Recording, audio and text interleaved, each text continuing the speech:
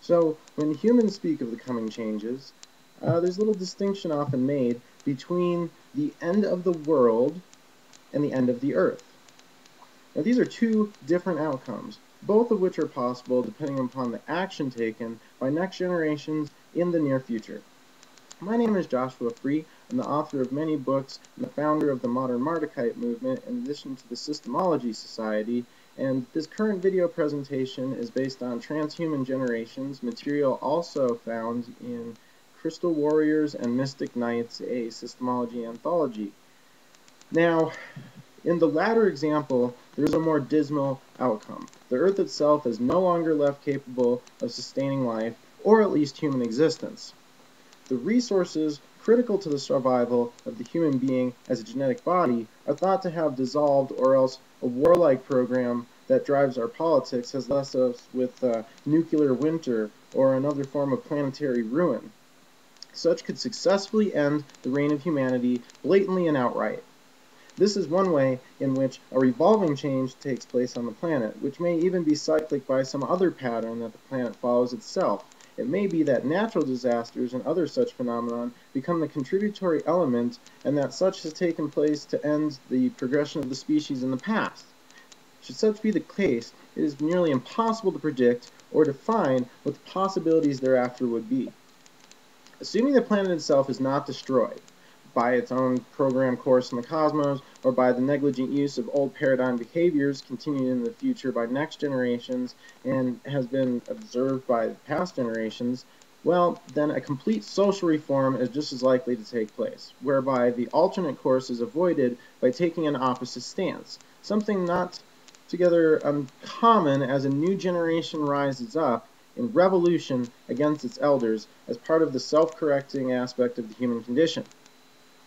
Now, the method or manifestation of this revolutionary form is not necessarily the same as what we've seen in the past, such as protest and rebellion, but it may instead be executed by action, and active involvement in the world sought to be changed. In the past, social reformers have traditionally separated themselves from the realm, and then as outsiders protest the establishment in its entirety.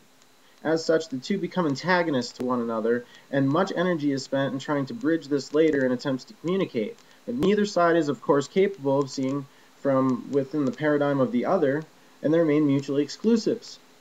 This is usually some small effect from the methods, but not enough to allow for the illusion of movement or progression in the human condition, certainly not enough.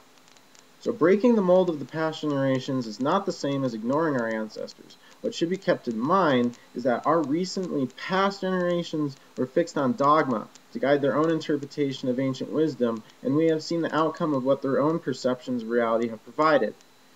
It has put us where we are today. How much of their outdated methods of interpreting truth do we wish to carry with us into a new world?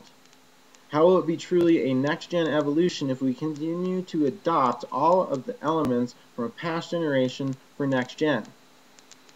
The fundamental nature of cycles ensures that the element of movement and motion continues. It shows that certain patterns or phases are likely to be programmed to be repeated, and further that the end of one cycle is simply the beginning of another. Therefore, the end of the world does not indicate an endpoint of existence, but rather a reformation and restructuring of what it means to be in the world, in the realm, or more specifically, in human civilization.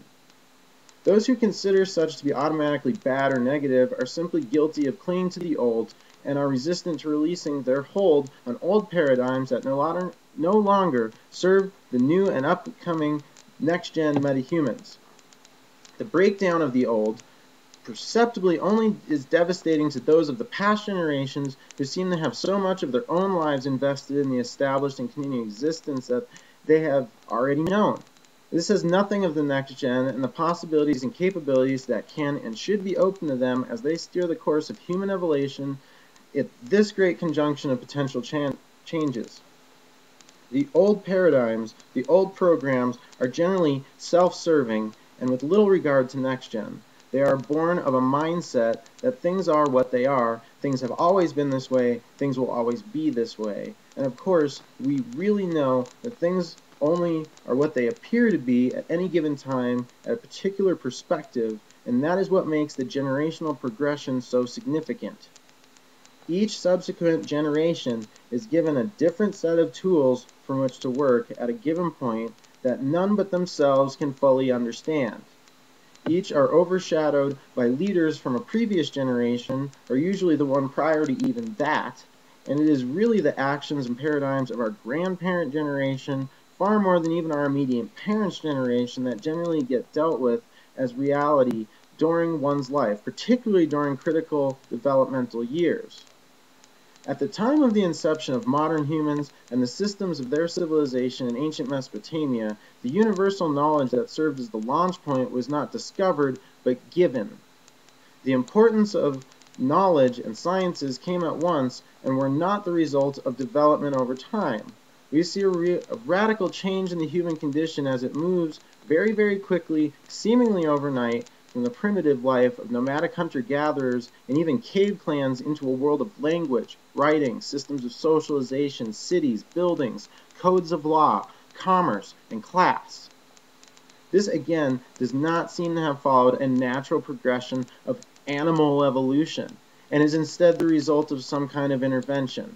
According to the writings of these cultures themselves, the institutions and knowledge originally came about as a result of intervention and interaction with the gods, who had originally done so for their own purposes, existing outside the understanding and comprehension abilities of early humans. Regardless of what one's opinions are concerning the actual identity and nature of these gods, well, the beliefs installed concerning them continue to affect the paradigm of humans and their perception of reality even today. It is important, even for the reading and proper interpretation of the current works of the Mardukites and the Systemology movement, that one does not fix misappropriated definitions or meanings in the reference to these ancient gods, such as from within the paradigm of a particular religious or spiritual faction. For all intents and purposes, the ancient gods could very possibly be superhumans themselves, left from a prior terrestrial rise to power, or even time travelers from our own future, or even distant past.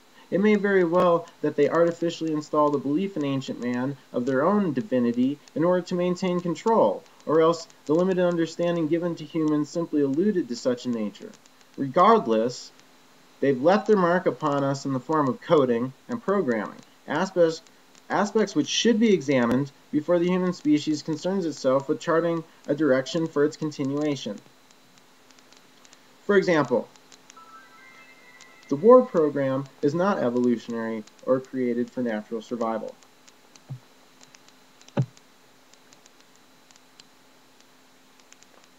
So as I say, the war program is not evolutionary or created for natural survival. It relates closely with the interactions humans had with the gods, the original upgraded humans to be enslaved as a worker class, to which we also owe the debt of additional artificial master-slave programs that are embedded within by necessity.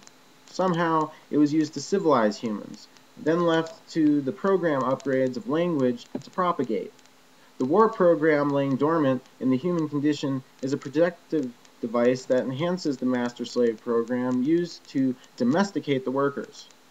There are other far-reaching aspects of this programming that require intense emotional encoding that also does not to be found evolutionary elsewhere in nature, and does not seem to be very evolutionary in general for the sake of survival. Most of these aspects relate back to emotions which can be experienced from one's own perception, but are actually the result of electrochemical processes taking place in the human brain and the body. Now, a functional intention for the master-slave program appears to be self-evident. The actual purpose is open to debate. Many scholars of ancient wisdom seem to denote that the gods were primarily concerned with the acquisition of gold on the planet, and that this was the reason for a worker class. Given that they were using organic bodies or genetic vehicles themselves, the worker class was also taught agriculture and religion, so they would bring the sustenance to the altars of offering at the temple homes of the gods to maintain the physical aspects of their lives. Now, a paradigm of materialism, acquisition of wealth, servitude, cutthroat competition, religion, and the like were artificially implanted and still go on to contribute to the human condition today. Now, the old paradigm motivation toward over-reproduction, profit-based systems, the blatant disregard for the environment appears to relate to human awareness of their own mortality.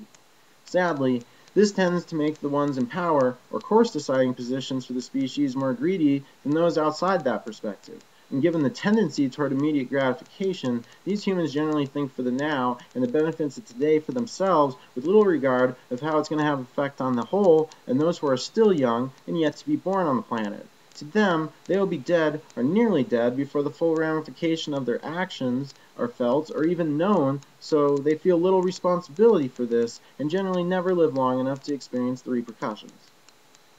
Now, when we consider the issues facing our next critical point, 0 point, or last days for humanity, one of the aspects that drives the species pessimistically toward a negative end is the emphasis on capitalism and, of course, the distribution of perceived wealth, which is hardly wealth anymore since it's been replaced with paper currency that only represents wealth and soon to be ones and zeros, meaning binary or electronic currency. This is but one more aspect that could sure use some next-gen reform.